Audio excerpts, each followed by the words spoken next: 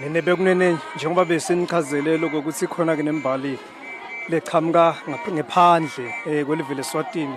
Lokuyinto lesihlale siyibona vele ngaso sonke isikhathi uma kunemkhosi nyalo nje kukhona imbali levele ibonala sasiqhamuka eveni laseBotswana itawuvele nayo ke iqhubeke nawo umsebenzi ungathi yengce phambi kwayo imbubu yemhlaba naye ke lo lebeka ngumengameli welive laseBotswana.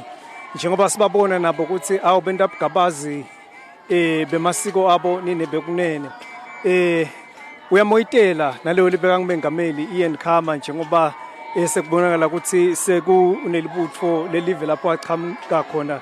Kukhona ke lokuthithela kuchazela silo semhlaba uma sibuka lapha ikakhulu ngalo lelibutho lembali lesevele lengaphambi kwayo inkosi yemhlaba nyalo nine bekunene. It's a proud moment for the former president. Kanti ke kusaqhubeka siyayibona ke nalenye imbali yeBesuthu eveni lase Lesotho nine bekunene le nayo siyibona la kuthi awu njengoba lamave lawa ayabambisana neBesuthu nabo inkosi letsiye wesithathu ivele yayikhipha imbali yase Lesotho ukuthi nayo ayiqhubeke ita uba ingcenye yawo lomsebenzi lomuhle nakangaka. Kanti ke sisakubona kwenteka konke lokho sekuvele kucitha labaqhamuka eveni laseNingizimu Afrika leku ngibo sibabona baqitha kulesikhathi samanje. Setanifulelayo ukuthi bangabe baqhamuka kuphi kubuphi ubukhosi, kodwa ke uma kubonakala ngathi baqhamuka ebukhosini bakaZulu.